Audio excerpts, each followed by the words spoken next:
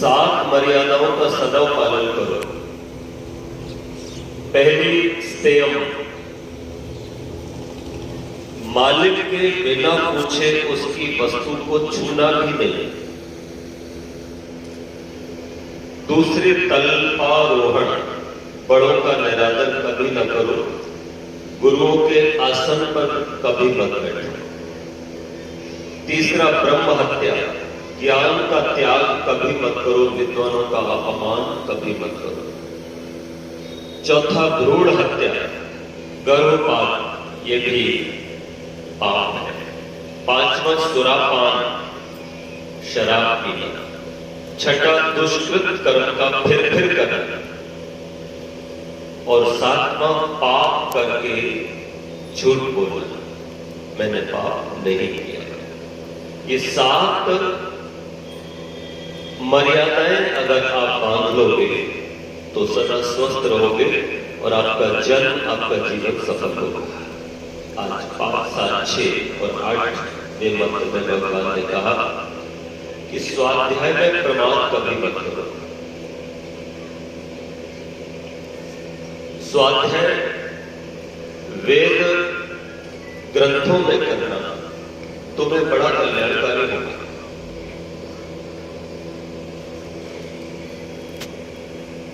इसका फल क्या होगा? तो कवि प्रकाश ने कुछ पंक्तियां लिखी।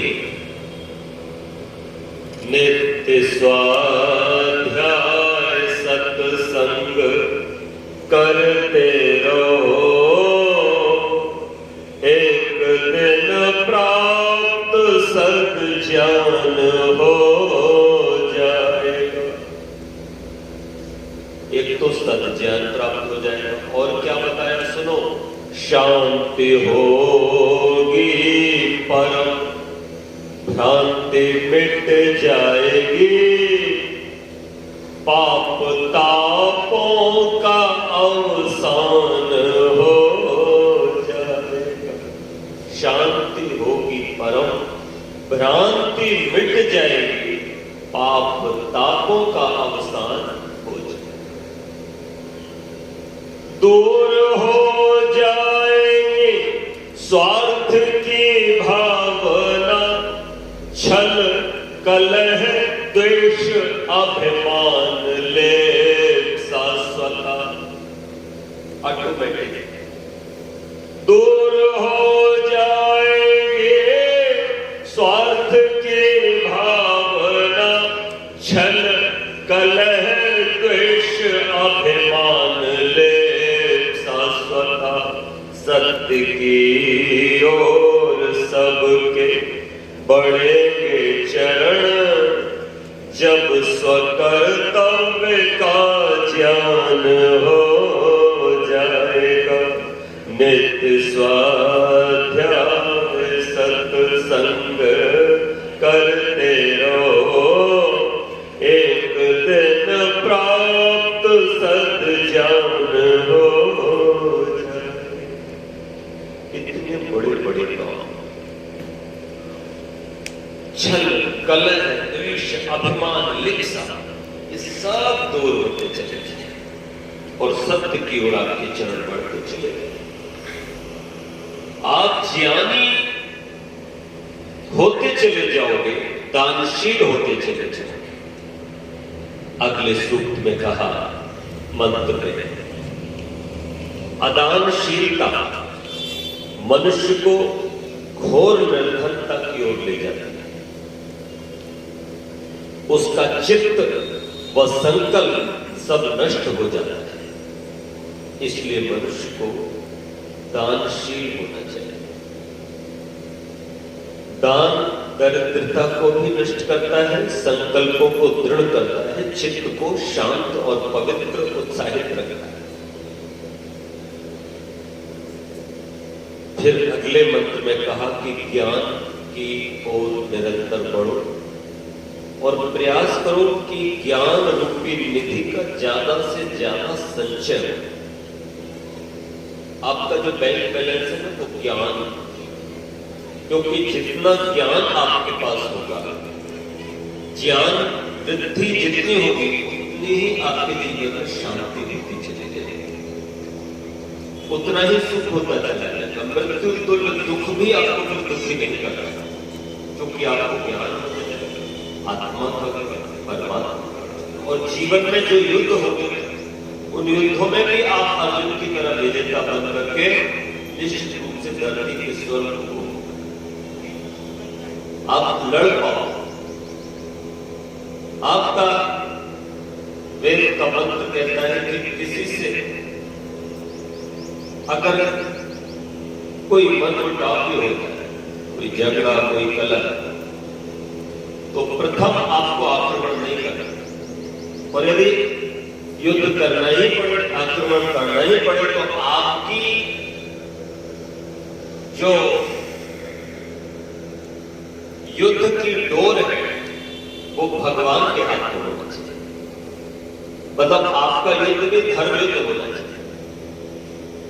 आप लड़ो लेकिन ईश्वर के साथ लड़ो। जैसे अर्जुन ने अपना सारथी भगवान को बनाया, ऐसे ही जीवन में अनेक बार युद्ध होते हैं और कुछ युद्ध तो निरंतर चलते हैं और चलना भी चाहिए।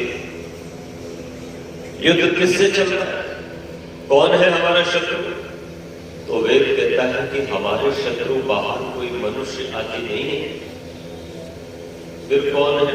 बोले वो 6 वृत्तियां जो तुम्हारी शत्रु है। काम, क्रोध, लोभ, मोह, मत्सर, ईर्ष्या, द्वेष और अहंकार। इन 6 शत्रुओं से तुम्हारा युद्ध चलना चाहिए, और इन शत्रुओं से आप विजयी तभी हो सकते हो जब आप ईश्वर को अपना सारथी बनाओ, वो आपको विजय दिलाएगा। फिर 5, 11, 8, 9, 10 इन मंत्रों में कहा कि क्या तुमको पता है तुम्हारा बेस्ट फ्रेंड कौन है? हम सबका बेस्ट फ्रेंड केवल परमात्मा है, जो कि सखा या मित्र या फ्रेंड की परिभाषा केवल भगवान में बैठती है। तो उस प्रभु को अपना सखा मान करके सप्तपदी करो। जैसे हम लोग विवाह संस्कार करते हैं ना, तो पति पत्नी को सप्तपदी कराते, 7 फेरे भी जिसको कहा जाता है, पर वहां पर गड़बड़ करती फिल्म वालों। फेरे तो 4 होते हैं, सप्तपदी 7 होती है, तो सप्तपदी तो कराते नहीं पुरोहित लोग, और फिल्म की देखा देखी 7 बार घुमा देते, वो अवैधिक गलत है। वहां परिक्रमा 4 होती है, और चौथी परिक्रमा पर हमारे पौराणिक पंडित जी भी ओम भगाय स्वाहा ये कह करके अब कोई धान आदि नहीं कर पाते, किंतु औरों के कहने पर 3 बार लड़के को आगे करके, लड़की को पीछे करके, यानी वर को आगे, वर्णी को पीछे करके घुमा देते हैं। ये कहीं भी वेद में नहीं है। साथ चलना बताया है, आगे पीछे चलने का कहीं विधान नहीं है, और वो भी हाथ पकड़ कर। युवक युवती का, यानी पति पत्नी का हाथ पकड़ के संग संग चलता है और फेरे लेता है। यहां आगे पीछे पता नहीं किसकी खोपड़ी में क्यों आई, मुझे तो पता नहीं, समझ नहीं आता। ये बीमार हो, इनका इलाज होना चाहिए। आप मुझे मौका दोगे तो मैं इनका इलाज करूंगा, मैं कर भी रहा हूं, क्योंकि वेद ही चिकित्सक है। तो कहा कि 7 पग रखना। ये 7 पग कौन कौन से हैं? तो नोट करो लोकेश जी। भू, भुवा, स्वः, तीनों में महा, जना, तपा और सत्यम। ये 7 पग हमें भगवान के साथ रखने हैं। भगवान कौन है हमारा? जन्म जन्मों का पति। तो उसके साथ ये 7 कदम चलना है, 7 कदम तेरे साथ, और जीवन सफल हो जाए। अब इनको हिंदी में समझो। पहला पग है स्वास्थ्य। आप स्वस्थ रहिए, स्वस्थ रहने के लिए भगवान के साथ पहला कदम उठाओ।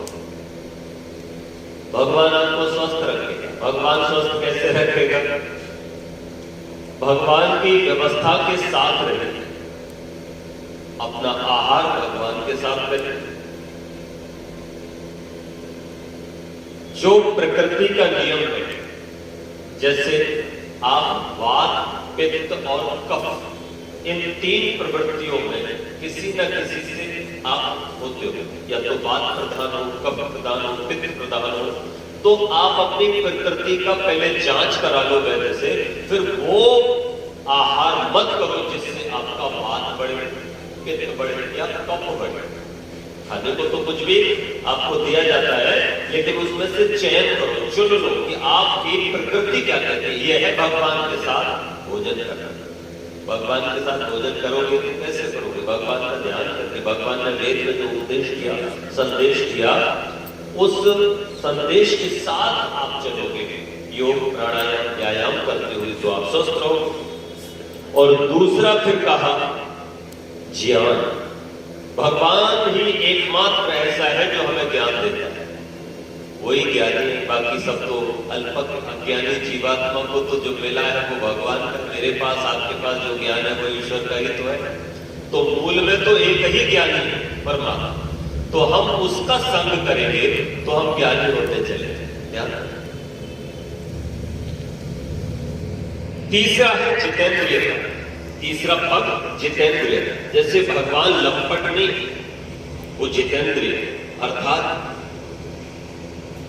यद्यपि वो मन इंद्रियों से रहते हैं, लेकिन यहाँ पर समझाने के लिए कहा जाता है कि वो अपने अंतस में कभी भी किसी भी प्रकार की व्यर्थ की कामना नहीं करता। चाहे कोई उसका मान करे तो भी वो कुपित नहीं होता, चाहे कोई अपमान करे, चाहे कोई गाली दे, चाहे कोई पूज दे, भगवान को एक तरह शांत रहता है। भगवान पर तुम्हारे इन व्यवहारों का कोई फर्क नहीं पड़ता। तो इसी तरह से समाज में तुम्हारे को दुख मिले चाहे सुख मिले, तुम्हारी हानि हो या लाभ हो, तुम्हारा मान हो या अपमान हो, विचलित मत हो। जितेंद्रियता, ये तो ये है ना जितेंद्रियता। और चौथा है हृदय की विशालता, प्रेम, अपने हृदय में करुणा सबके प्रति। देखो योग दर्शन कहता है मैत्री, करुणा, मुदिता और उपेक्षा, सुख दुख, पुण्य अपुण्य भावना, तच्चित प्रसाद। चित्त को प्रसन्न रखना चाहते हो तो तुम मैत्री करो सुखी लोगों से, करुणा रखो दुखी लोगों के प्रति, और मुदित हो उन पुण्यात्माओं को देखकर जो पुण्य कर्मों के चलते वैभवशाली हैं, और उपेक्षा करो उन लोगों की जो गालियां देते हैं, बुरे हैं, गलत रास्ते पे चल रहे, उनसे उलझो मत। तुम उलझोगे तो तुम फंस जाओगे। तुम्हारे लक्ष्य पर पहुंचने का समय निश्चित आपको मिला है थोड़ा, वो आपका समय यही बातों में उलझ करके रह जाएगा तो आगे कब बढ़ो। इसलिए ऐसे लोगों की उपेक्षा करके चला जाए, इनका नाम भी मत लिया करो, दुष्ट लोगों का नाम भी जुबान पे करना, उनको भूल जाया करो बहुत जल्दी। और पांचवा है शक्तियों का विकास। जो आपकी शक्तियां हैं उनका विकास। आपकी वाक शक्ति है, इस वाक शक्ति का विकास करो। इसका कैसे विकास करोगे? शब्दों का चयन करो अंदर, और फिर विचार करो कि क्या जो बात मैं कहने जा रहा हूं उसके लिए 100 शब्दों का इस्तेमाल करना जरूरी है? क्या वो 10 शब्दों में नहीं कही जा सकती? अगर 100 शब्दों में कोई बात कही जाए जरूरी है तो कहो, लेकिन अगर तुम 10 शब्दों में वो बात कह दो तो वो कहीं ज्यादा प्रभावशाली है। तो आप अपनी वाणी की शक्ति का विकास, प्राण शक्ति का विकास, प्राणायाम आदि ये संभव है। आपको अनेक प्रकार की सिद्धियां होगी। और उसके बाद अपनी चक्षु शक्ति का भी आप क्या करो? विकास करो। पवित्र दृष्टि बनाते हैं, जिसको देखो पवित्र भाव से। आप अपनी श्रवण शक्ति को पवित्र करो, मन शक्ति को आप अपनी आत्म शक्ति को पकड़ो। इसी तरह से बाहर की शक्तियों को भी आप ईश्वर के सानिध्य से बढ़ो। और फिर कहा छठा है तप। आप तप सुख दुख हानि लाभ मान अपमान में एक रस रहो, विचलित मत हो।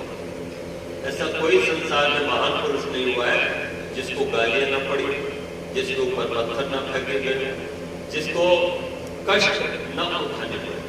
चाहे हरिश्चंद्र जी रहे हो सत्युग, चाहे त्रेता में राम रहे हो, चाहे द्वापर में कृष्ण कृष्णाराधि रहे हो, और चाहे कलयुग में महर्षि दयानंद शंकराचार्य जैसे लोग रहे हो। आप देखो सबके जीवन में दुख और कष्ट परेशानियां, पर वो लोग विचलित नहीं हुए, घबराए नहीं। और सातवां पग है भगवान के साथ उठाना है, वो है सत्य। हम सत्य का ही सेवन करें तो निश्चित रूप से ये 7 कदम हमारे जीवन में सब प्रकार की खुशियां लेकर के आएंगे। बोलो रे भगवान की। आइए आप